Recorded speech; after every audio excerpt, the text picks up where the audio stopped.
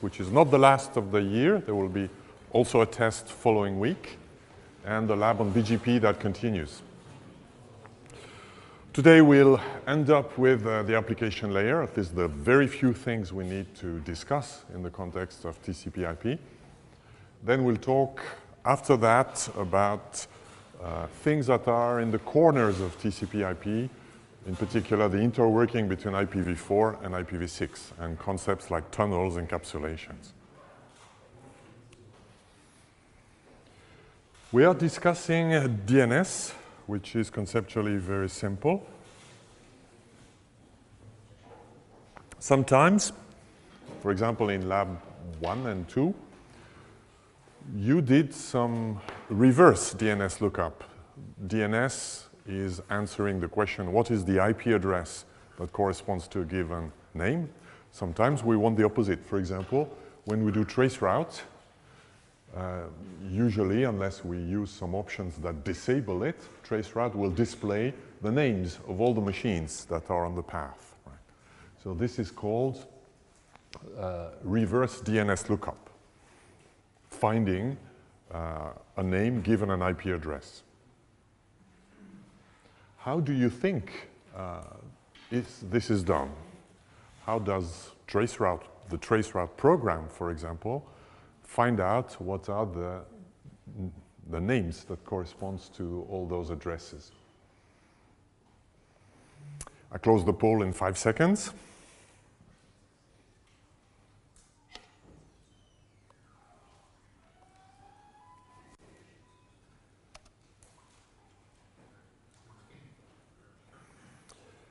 And the majority thinks that DNS client tries all possible DNS names and verifies all of them.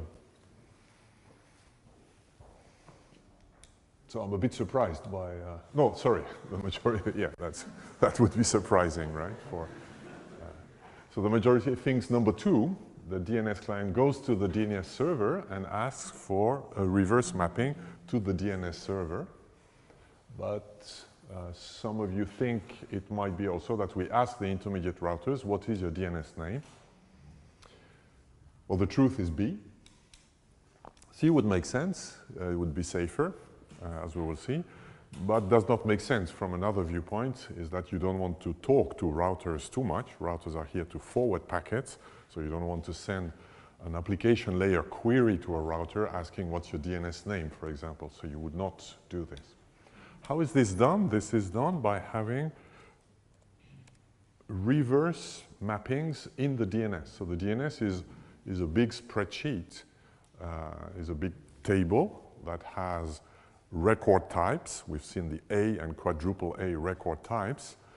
When we ask the DNS for a reverse mapping, we don't do like in a real database, a query that consists in find all the A records that correspond to this address. This is what you would do in a database. But DNS is not a database, it's just a primitive table. So it has reverse records that are called the PTR records. So there is, in the DNS, there is a line saying, here is the name, here is the IP address, and there is another line somewhere that is saying, here is an IP address, here is the name that corresponds to it. And the responsibility of putting those records is at the origin of the domain. For example, if it's a name owned by EPFL, it's the responsibility of the EPFL root DNS server to put not only the A records, but also the PTR records correctly in the DNS. So we expect them to be consistent, but it's not a database system. If the root server does things wrong, it will not work as expected. Here's an example where I look for the name corresponding to the IP address 128.178.151.1. So I ask, what is this name? So it's put in a special format. And then the answer comes. It says, well, it is this, C6, etc. That's the name of a router of EPFL. This is what traceroute did to find, to print the name. We can verify by doing the regular query, what is the IP address that corresponds to that? And we find the same. So that's an example where things are consistent. Sometimes you can find names like this one, Freedom to the Galaxy. So if you do a trace route to this site, it has been disabled a few months ago, so we don't do it in the lab. But until a few months ago, you could do this, and you would find science fiction texts as the response to when you're doing a trace route. So we can check whether this works by saying, I have found here something that says, I am IP address 200.06, etc. I look for what is the name that corresponds to that, and I find the name is Freedom to the Galaxy.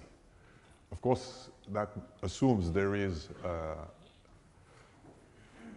a top-level domain called Galaxy, and a subdomain called V, a subdomain 2, and a machine name which is Freedom. Top-level domain names can be anything today. For example, if you're the company Migros, you can buy a top-level name called Migros. That will cost a fortune. That will cost a 5-digit number per year to get such a name. So it's very unlikely, unless there is a company called Galaxy that has a lot of money, that would have bought this name. If we check by doing the regular query, what is the IP address that corresponds to this, then we find that this name is not allocated. There is no top-level domain probably called Galaxy.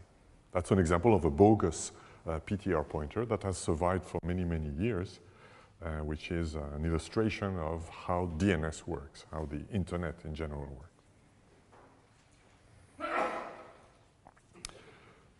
DNS, as we have seen, does not show any form of security.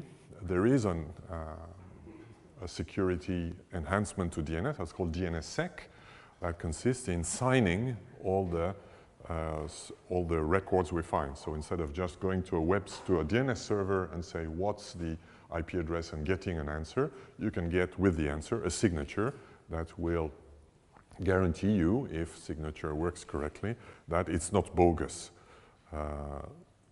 As any system that has signatures, the difficulty is to to initialize the chain of trust. Somebody needs to sign it.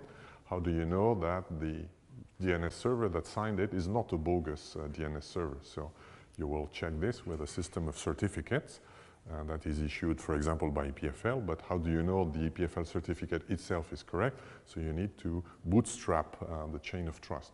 Bootstrapping the chain of trust is usually done as you probably know if you've taken a security course, is the difficult thing to do, is done in practice by the software that you get and you believe is not tampered with. For example, if you run Internet Explorer or Safari to go to the web, when you download those browsers, they come with initial certificates that you can then use to verify that another certificate was correctly signed.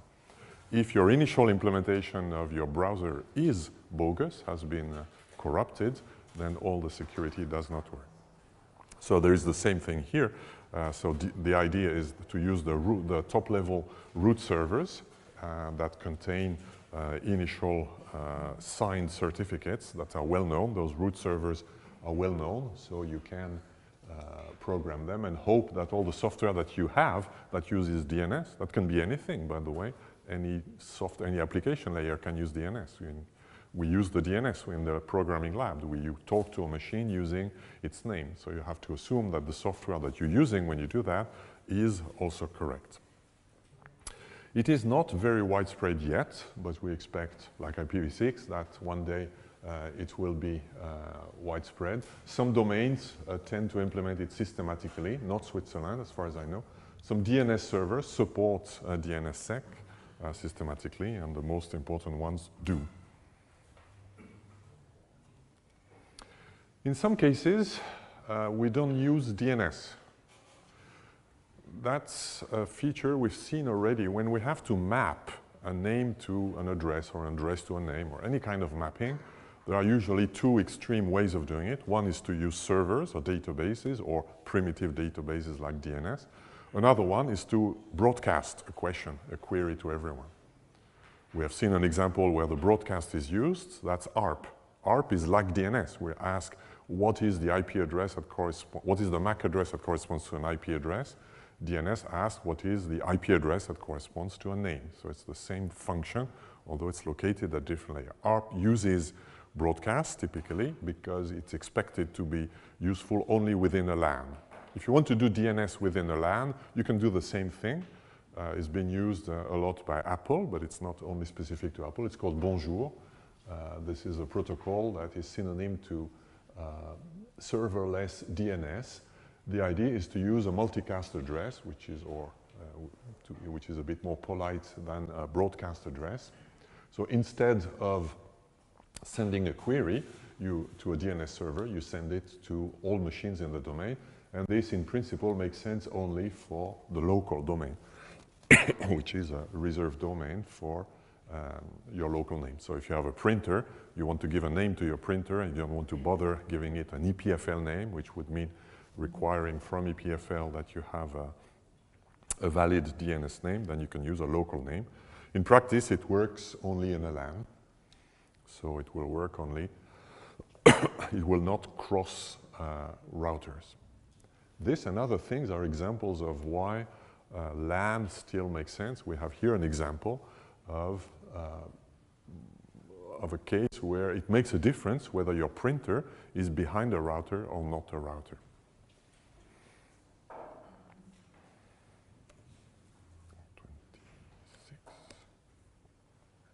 That's all we'll see about the DNS. There's a few quiz in the DNS slides, but I skipped them. You have the solution and can watch them online. Let's talk about the application layer. The application layer gateway. Application layer gateways are intermediate systems, like routers are intermediate systems, bridges are intermediate systems. Application layer gateways are intermediate systems of the application layer. Of the application layer, that means they are application layer specific. A well-known example is an HTTP proxy or a web proxy. It works as follows. If a client sends a request get something from a web server, if the client is programmed to use a proxy, then the IP destination of the get will not be the server, but will be the gateway. You can obtain that by configuring in your client a proxy, which normally all web browsers allow. Or you can cheat even. You can tamper with the DNS in the local domain, in the intranet, for example, so that when you do a DNS query for a name, it always returns the IP address of the gateway. So whatever you try will end up here. And then the gateway receives the GET request, interprets it. So the gateway has to understand the semantic of the, or at least a bit of the semantic of the HTTP protocol. And then we'll serve it a bit like a DNS server does it. It will serve it as a proxy for the true server, which means it will, if in the simplest case, it will simply repeat the request, send the request again to the server, get the response. Once the response, which is perhaps one or several files, it will store it locally and send it back to the client. So that is an example of what we had called store and forward in the past. Usually we do that to have some sense to the logic. The logic might not be simply to repeat it, but it might be to filter it. For example, you might decide whether Facebook is allowed or not in this intranet. And if Facebook is not allowed, if you do a request that goes to Facebook, you will have a nasty page saying, we told you it's not allowed. Sometimes it's introduced in order to reduce traffic. For example, if EPFL used to have a cache, not anymore, but the use of a cache is the idea that there might be content that is very frequently asked, always the same. For example, some content from popular servers. Then whenever one client inside a given system, for example at EPFL, asks it, the web proxy will keep it in the cache, and whenever another client wants to get it, it will get it directly from the cache if the expiration date, for example, has not expired. Similar to all caching systems we've seen, companies do that when they want to save this interaction here. So the interaction here might cost you bandwidth, for example. If you have a link to the internet that is not so good, or you don't want to pay for an expensive link, that's a way to do it. This example that we have seen of an HTTP proxy is in fact something that the end-to-end principle says we should not do. The end-to-end principle is one of the folklore theorem or the design principles of the internet, in general of computer systems, not just of the internet. If you design a complex computer system that is distributed, for example, a data server or any big enterprise system, one of the principles is called the end-to-end principle. The end-to-end principle says that you should not have application layer gateway. Any layer above the routing layer should not have intermediate systems. Why? Well, because that's the principle that we have seen at the very first week of this course. Doing packet switching is much more efficient than doing store and forward in terms of delay, storage, independence of the applications. For example, networks like IBM SNA, which were existing, in fact, before the internet was popular, was not obeying to this principle. And whenever you changed, you introduced a new enterprise application. Those were more enterprise networks. So the intermediate systems needed to be updated also. In contrast, in TCP-IP, when the web appeared, it was invented in '92, but it was truly deployed with Netscape in '94. Then it spread out in a few months because you did not have to change anything in the internet itself. It was just a new software to be downloaded and installed on your PC. So when we have seen that several times, similar Skype, other applications can emerge anytime because of this principle. If we would apply the end-to-end principle for email, right, what would we see?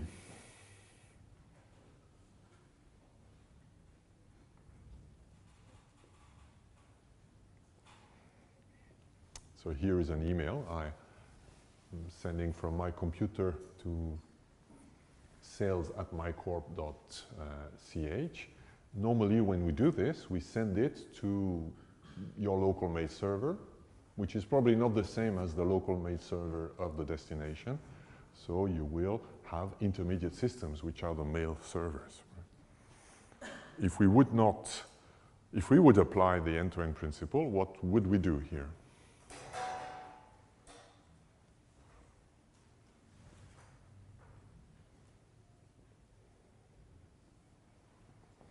No idea? Nobody wants to volunteer?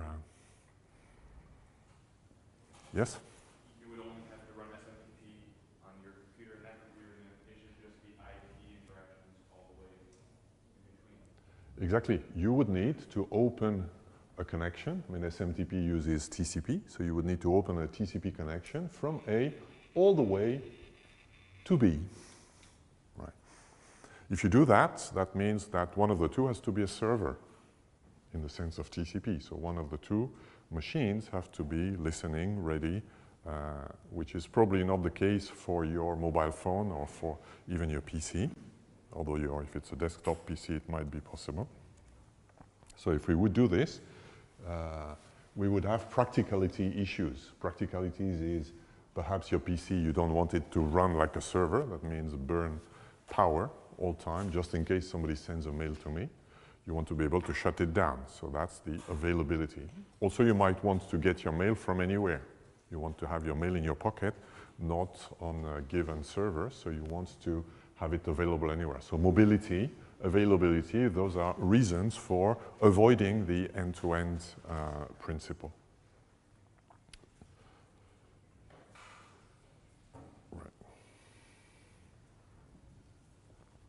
So the end-to-end principle is not always applicable, but the principle is that you need a good reason for not applying it.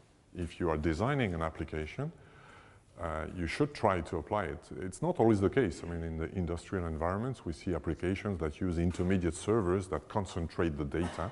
So data concentrators that send the data to another concentrator that concentrates the data of concentrators, etc. You need a good reason for this. Sometimes there is not. So sometimes the reason is simply that people did not know of this principle, and they were not running over IP.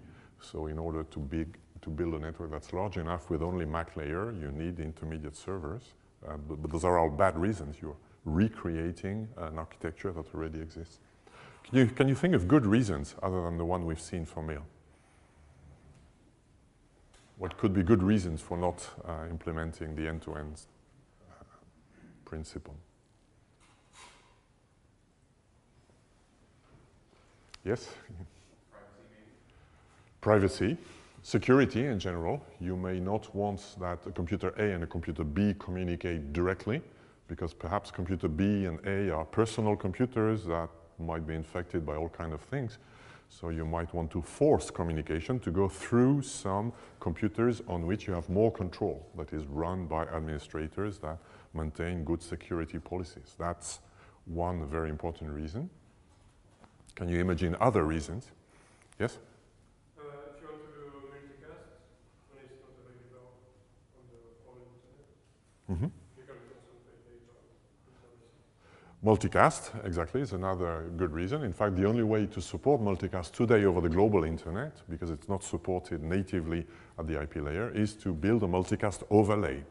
So you send your data to one computer, one server, that will play the role of a multicast router and send it, build a tree with other computers, etc. This is how distributed games work. For example, when you send one action and it's repeated to a number of people or chat groups, then this is how it works. Yes.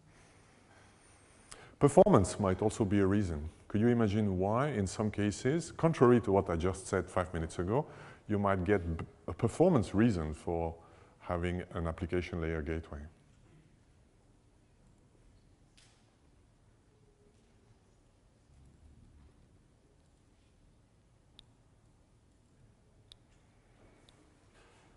Well, we've seen some hint of it when we studied in congestion control.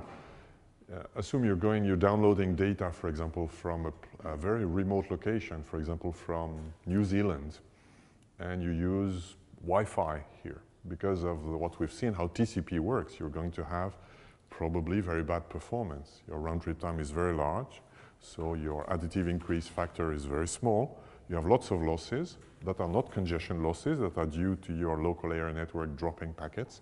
So you have a lot of reduction of the window, and you increase very slowly. So you will have an unfair treatment compared to other machines, to the point that if you are going to a busy server, it will take extremely large amount of time to do any decent piece of work. So in a case like this, then you could do a TCP connection to a server that is just behind your Wi-Fi.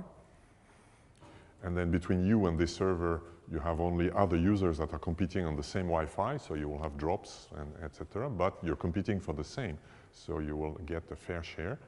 And also the round trip time will be very small, so the penalty of the drops will be much less. And then this server can connect over a wired network to the remote server. It will still suffer from the TCP bias against long round trip time, but it will not suffer from the losses not due to congestion.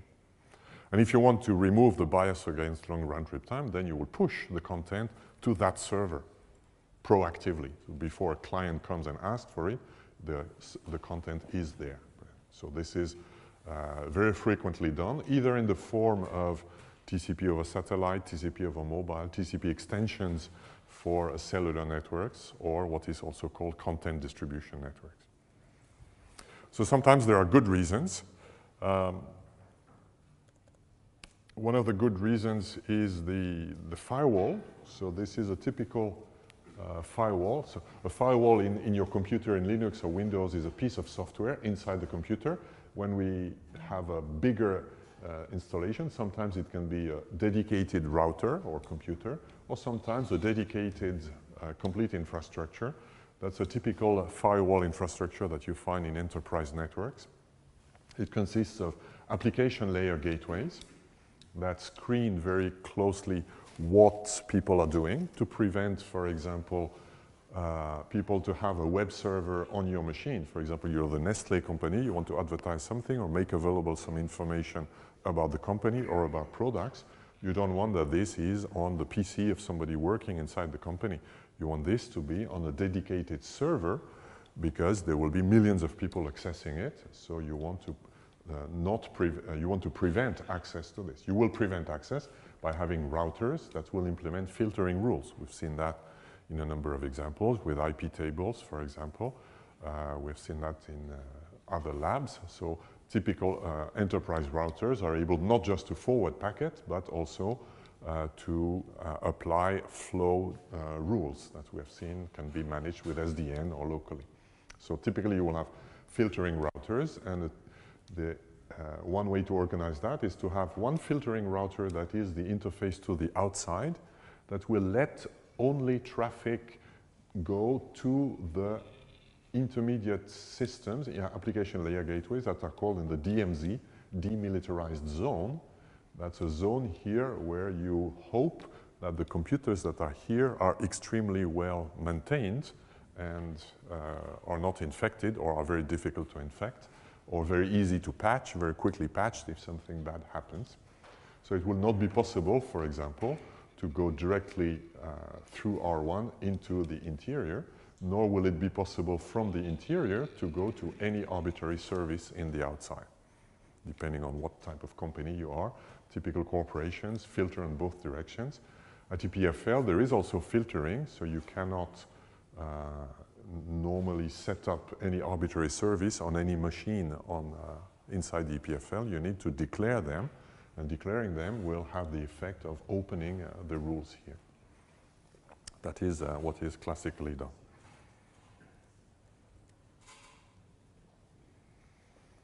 If we have something like this, how many TCP connections are there if Lisa goes to a web server and is in that company where any web server traffic, any web traffic has to go via the HTTP proxy? In principle, because Lisa's computer is configured to go to the proxy, but also because the company implements, enforces this rule by, for example, having the router R1 prevent any traffic to go to any web server other than that one. I close in 5 seconds.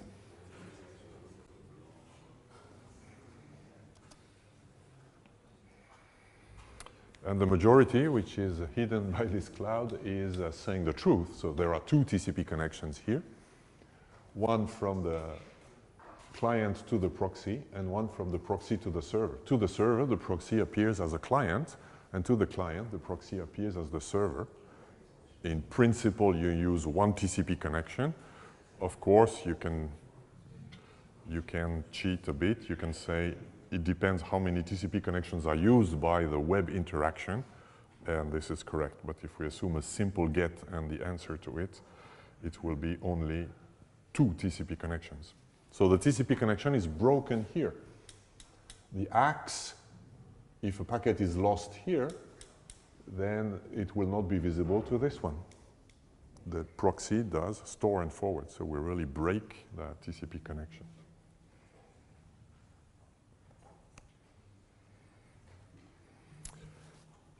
Now let's discuss how this is used in the context of IPv4 and IPv6. As you have seen, perhaps painfully, in Lab 3, using IPv4 or IPv6 is not transparent. So as an application programmer, you have either to use separate function calls or separate parts of your program that says, now I try IPv4, now I try IPv6, or use wrappers that will do it for you, like we have seen a possibility here. From the operating system viewpoint, we've seen this slide already, but I repeat it, IPv4 and IPv6 are different things. We say dual stack for a machine that has both, which means there are 2 protocol stacks, one for IPv4, one for IPv6. In fact, the stacks are not so different. There's only the IP layer that's different. All the layer below are the same. All the layer above are the same, but it is still called dual stack here. In particular, all the things above including TCP, but also HTTP, are independent of IP. There is not a web for IPv6. There is not an HTML or an HTTP for IPv6. But, however, the software that implements a given application protocol has to be specific to IPv4, IPv6, because the way the socket calls are. Is it simply because the people who invented the socket calls are nasty, that they made the socket different for IPv4 than IPv6? Would you be able to do it the same?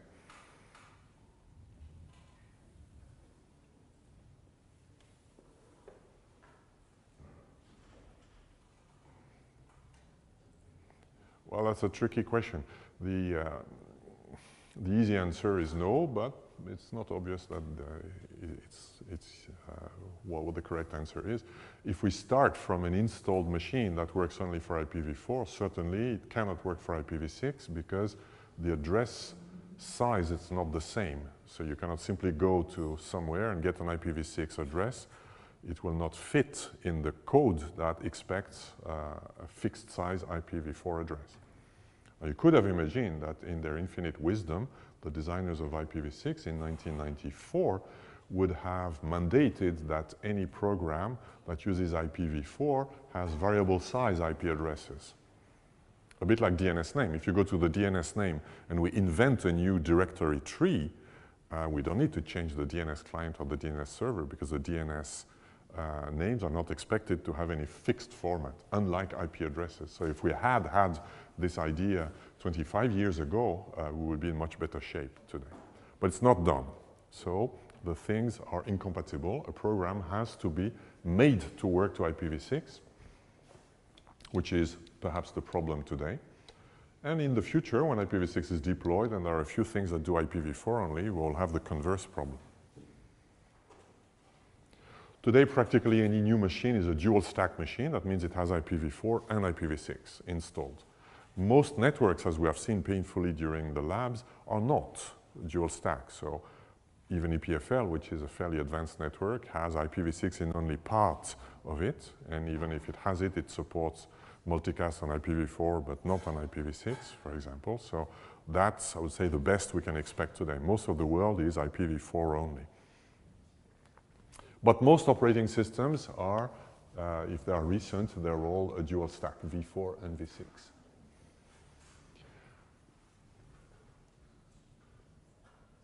Which means that if you have a network that supports both v4 and v6, then you will be able to speak with systems that use v4, like here a web server that runs only with IPv4, one that works only with IPv6, or of course one that supports both.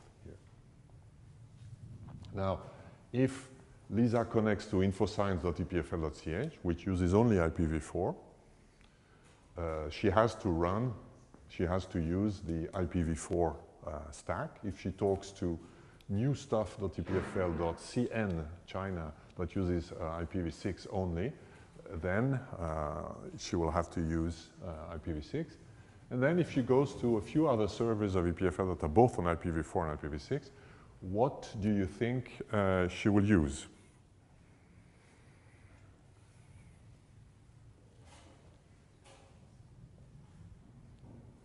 If you're a designer at Apple, what would you do? You're designing the code of iOS, and then you have to choose. If you can both, what do you choose? Yes? IPv6, because it's less crowded, so it's going to be better. Yeah, that's a philosophy. Yeah. So this is what, so the true answer is I don't know, and it depends on the system, and it varies with time. A few years ago, all systems would do IPv6 first by saying, if you have the choice between old stuff and new stuff, you go for new stuff, right? Which makes sense. And also the assumption is that IPv6 will come and will sweep away IPv4. But some people did bad experience with IPv6, in particular because of things we will see later in this course. There are tunneling solutions to provide IPv6 access over IPv4 using contorted, complicated ways that work much less well than IPv4. So there are cases where IPv6 works, but less well than IPv4. It works because people want to be able to pass the test, I am IPv6 compliant. So they want to have this logo, so they make things and it works, but they don't make the capacity behind it. So people have done some bad experience, and sometimes some systems do complicated things like try to have a heuristic of the performance, and depending on that, find the best. So either way is possible, but the problem exists and has to be solved by a designer. But before taking the decision whether we use IPv4 or IPv6, how do we know whether we should use IPv4 or IPv6, or both are possible? How does Lisa's PC know when she goes to infoscience.epfl.ch that it works only with IPv4? I close in 5 seconds.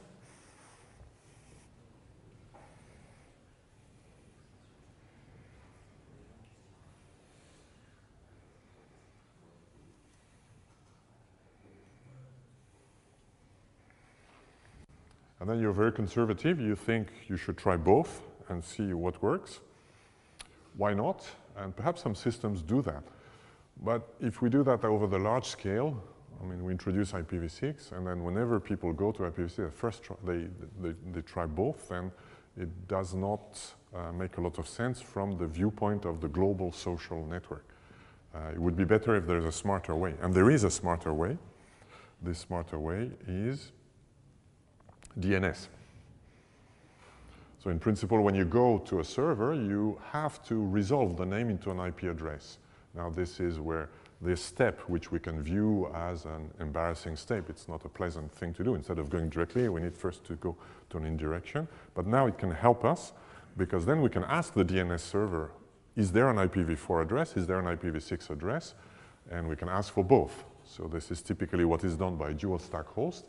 A dual stack host will ask to its DNS server, give me IPv4 and IPv6 address of this site. So I will ask a query for both. And then if I get an answer that gives only an IPv6 address, then I know I have only IPv6 and I have to use IPv6. If I have an answer that gives both IPv6 and IPv4, then I have to apply the algorithm that we mentioned a minute ago. We need to decide what to do.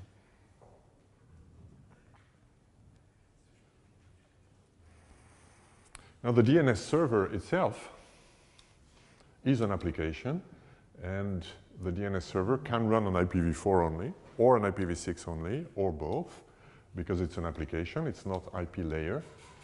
Then the question, so you can configure the DNS client to use IPv4 or to use IPv6.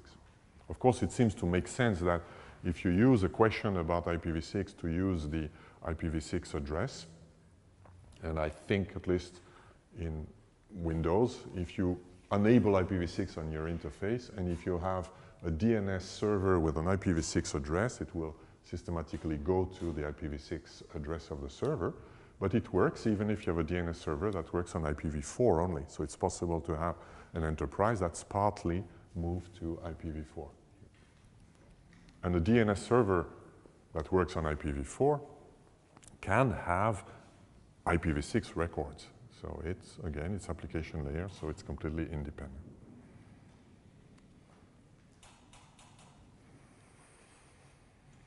Application layer can help us with the nightmare of IPv6, which is illustrated here. IPv6 and IPv4 are incompatible, which means if somebody speaks IPv6 to another machine, that machine does not understand. The packets are dropped.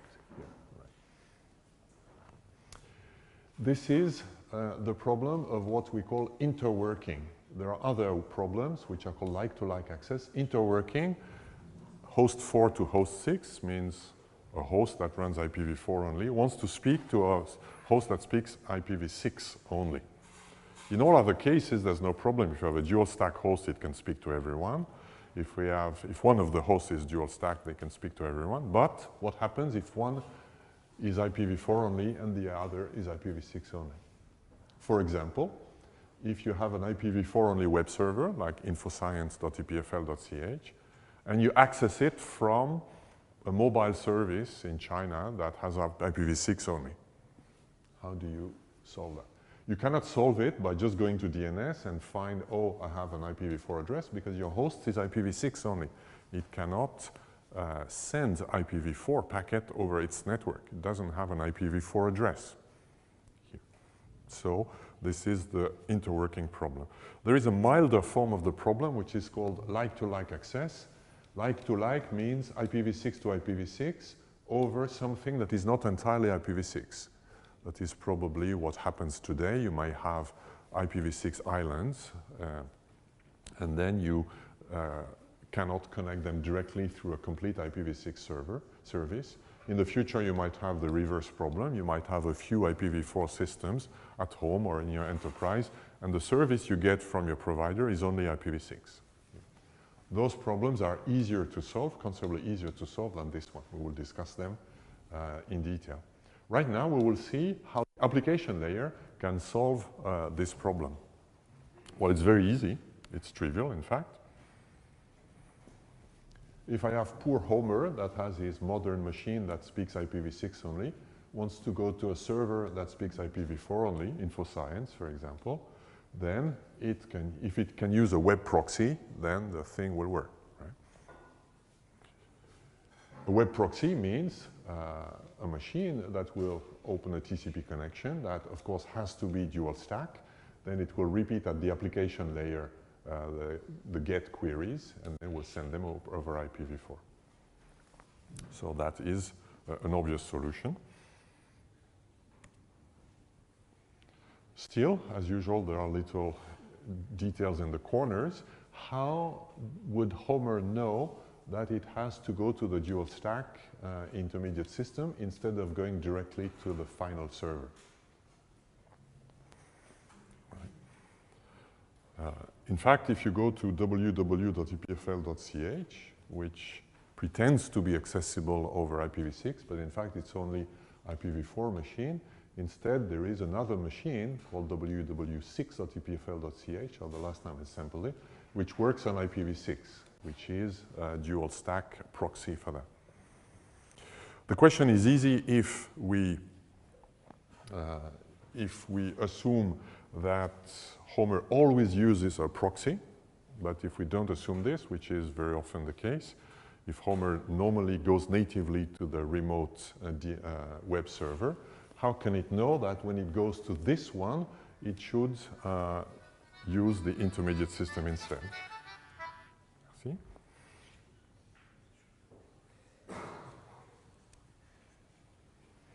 Well, same answer as always in this module, almost. DNS here can help too.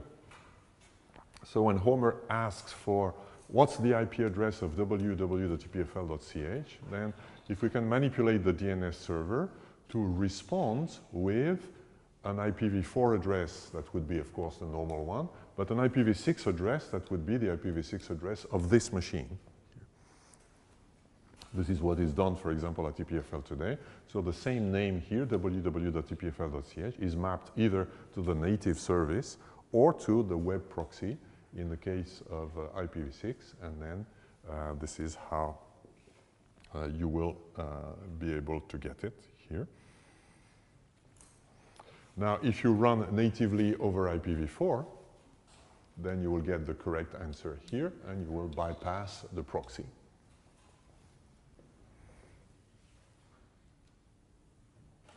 I will conclude before the break with this question.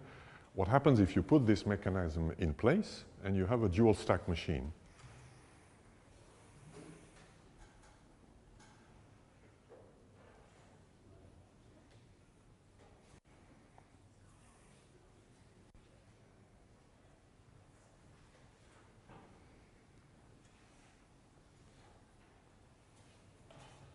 Will it go directly, or will it use the intermediate system?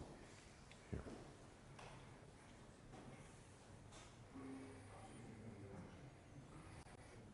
I close and free you in 5 seconds.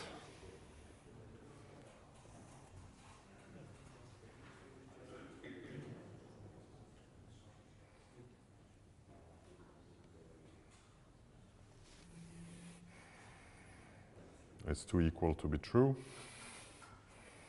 Let's assume it is true. What we would like, of course, is that it goes directly. It's not ideal to go via an intermediate system. If you go directly, you will lose in performance and in delay, perhaps throughput as well. So it's always better to avoid this. It costs also to maintain a machine. If there's lots of traffic, you will need a bigger disk, a bigger machine. So you would like to escape it. But in fact, the correct answer depends on the algorithm that's used by Lisa's PC for choosing IPv4 or IPv6.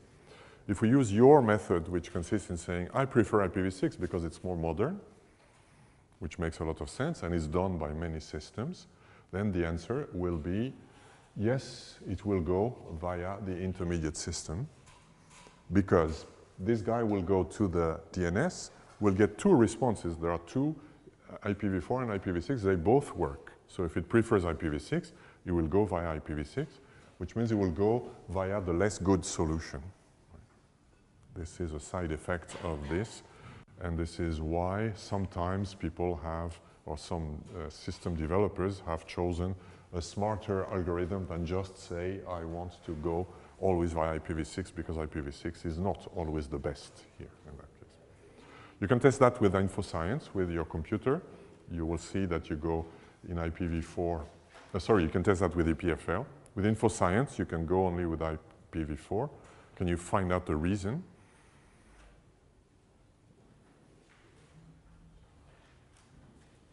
Why do we have in this high-tech environment servers that run only on IPv4?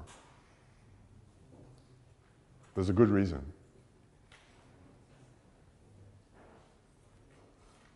The reason is InfoScience is giving you access to libraries like IEEE, ACM, that are in principle paying, and the methods that they use for access control is to check the IP address of the source. If you do that from home, and you go to InfoScience and find some documents, then you're redirected to the IEEE site. The IEEE site will say, now you have to pay to get it. If you do that from EPFL, you will get it for free. How does it know? By looking at the IP address. So it is configured, those services are using a completely stupid mechanism that is very widespread. They're configured by IP addresses. So we have all the list of IP addresses that have subscribed to the service. And those IP addresses are typically IPv4, because it's hard enough to maintain the IPv4 addresses. So they normally, I don't know of any such service that is aware of IPv6 addresses. That is, I would say, the nightmare of IPv6, that the network layer is now well equipped with IPv6, but now it remains to the application layer to become aware of the fact that an address does not necessarily mean an IPv4 address. Voilà, we do a break, a bit shorter, and resume in 10 minutes.